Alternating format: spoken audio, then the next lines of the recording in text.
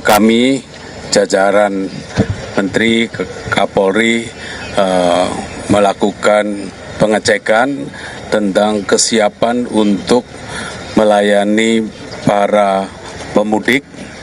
Jadi baik itu pemudik untuk alasan karena berkunjung ke sana saudara maupun juga wisata, baik itu nanti pada arus mudik maupun arus balik. Jadi semua disiapkan secara matang, termasuk mengantisipasi cuaca. Sebagaimana kita tahu, kita sedang menghadapi cuaca yang basah luar biasa. Kita menghadapi siklon di 3 provinsi, dampak bencana masih dalam proses pemulihan, tapi di saat yang sama kita juga menghadapi ramalan cuaca basah di pantai selatan juga. Nah, oleh karena itu hari ini kita melakukan pengecekan. Tadi kita sudah menyaksikan bahwa kesiapan semua KL sangat tinggi, baik dari sisi TNI, Polri, kemudian juga Basarnas, seluruh jajaran kementerian, semuanya sudah memberikan dukungan kesiapsiagaan agar para pemudik itu bisa lancar perjalanannya, aman, nyaman, dan juga kita tetap mengantisipasi segala hal yang tidak kita inginkan. Itu pun kita sudah siap. Tadi kita bisa menyaksikan seluruh infrastruktur, personil, dan aparat yang siap siaga semuanya. Jadi saya mengucapkan terima kasih kepada seluruh pihak yang telah bekerja keras mempersiapkan persiapan libur Nataru sekarang ini. Saya persilahkan Pak Kapolri dan Bapak Ibu Menteri yang lain.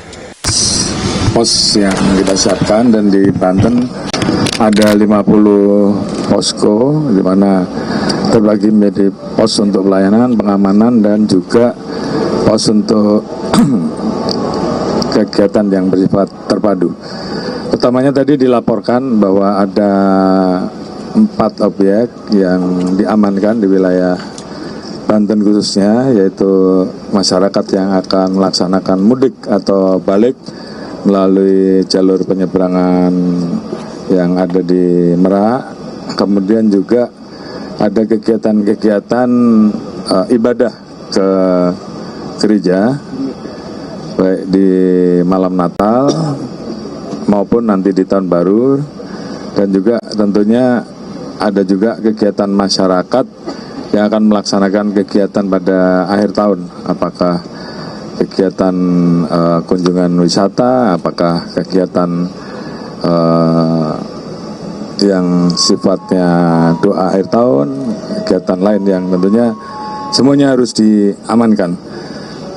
Saya tadi tentunya mengingatkan, karena dari BMKG, Banten ini termasuk wilayah yang di ramalan BMKG masuk kriteria curah hujan tinggi, sehingga tentunya kita harus mengantisipasi bencana dari pengalaman dampak dari siklon Senyar yang terjadi di Sumut, dan kemarin kita lihat di Jawa Tengah juga mulai ada banjir bandang, yang itu semua memang sudah ada di dalam perkiraan BMKG yang harus kita antisipasi. Oleh karena itu tadi kita mengecek langsung kesiapan, kita tanyakan ke masyarakat juga.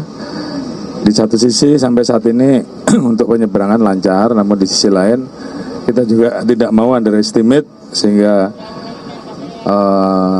terkait dengan mitigasi apabila terjadi dampak dari curah hujan tinggi, kemudian ombak tinggi, tentunya juga harus betul-betul menjadi perhatian, mulai dari tempat masyarakat yang harus menunggu, kemudian publikasinya yang juga harus kuat, kemudian peralatan-peralatan yang dipersiapkan untuk menghadapi risiko apabila terjadi permasalahan-permasalahan akibat dampak dari curah hujan tinggi ataupun hal-hal lain yang tentunya memerlukan personil untuk melaksanakan kegiatan-kegiatan penyelamatan ataupun rescue. Jadi beberapa hal yang tentunya kita tekankan. Tolong waspadai, jangan underestimate, ikut terus perkembangan BMKG sehingga kita bisa segera menginformasikan ke masyarakat. Bapak Presiden memberikan perhatian penuh terhadap kegiatan Nataru. Beliau memberikan insentif untuk memberikan kemudahan dan pelayanan bagi masyarakat yang akan melaksanakan mudik Nataru, dan kita diminta untuk memberikan pelayanan yang maksimal agar pelaksanaan Nataru ini bisa berjalan dengan baik di tengah prediksi situasi cuaca yang tentunya juga kita harus betul-betul siap. Terima kasih. Tugas kami di Kementerian Kesehatan adalah memastikan masyarakat bisa sampai ke daerah tujuan dengan selamat dan sehat, serta kembali ke rumah kediaman sesudah tahun baru juga dengan selamat dan sehat. Nah, masalah kesehatan paling besar di setiap acara seperti Nataru atau Lebaran adalah kecelakaan. Alhamdulillah di akhir tahun 2023 kecelakaannya ada sekitar 3.000-an lebih. Tahun lalu kecelakaannya sudah turun ke angka 2.700-an. Sebagian besar dari kecelakaan ini, lebih dari 95%, itu terjadinya di bukan jalan tol, ya, di bukan jalan tol.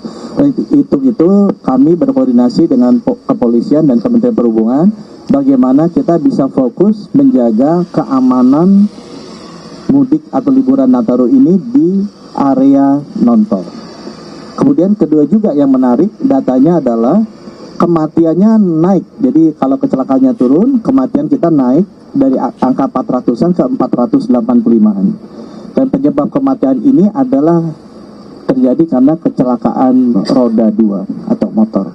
Oleh karena itu, himbauan saya ke masyarakat nomor 1 adalah terutama yang memakai motor, yang menggunakan jalan-jalan biasa, non-tol, tolong berhati-hati, pakai helmnya, tidurnya yang cukup, dan jangan membawa barang yang berlebihan.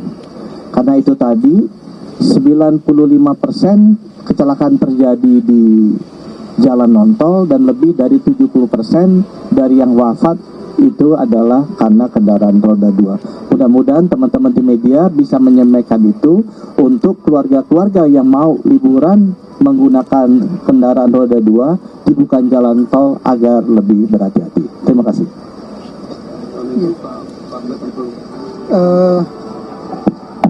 Kami dari Kementerian Pekerjaan Umum juga sama, harus meyakinkan bahwa masyarakat yang melaksanakan perjalanan untuk merayakan hari raya Natal maupun perayaan Tahun Baru bisa dilakukan dengan sempurna, senang di perjalanan, sampai di tempat tujuannya masing-masing dengan baik dan bisa kembali ke rumah masing-masing dengan selamat juga. Saya ingatkan lagi tadi sesuai dari info dari Pak Menteri Kesehatan tentang sepeda motor. Tadi Pak Kapolri sudah sampaikan sudah ada sekian ratus posko. Kami di PU juga punya 590 posko di seluruh Indonesia. Harapannya teman-teman yang terutama yang naik kendaraan roda 2 sebelum capek segera berhenti di posko-posko terdekat, istirahat, pijet dan seterusnya, sehingga tidak hanya Anda akan membahayakan diri sendiri tapi juga bisa membahayakan pengendara jalan lainnya. Harga satu nyawa sudah sangat mahal, sehingga sebaiknya kita sebagai sama warga negara sama-sama ikut menjaga, berangkat dengan selamat, pulang kembali ke tempatnya masing-masing dengan sehat, dengan selamat, dan dengan semangat baru menyongsong tahun baru 2026. Terima kasih.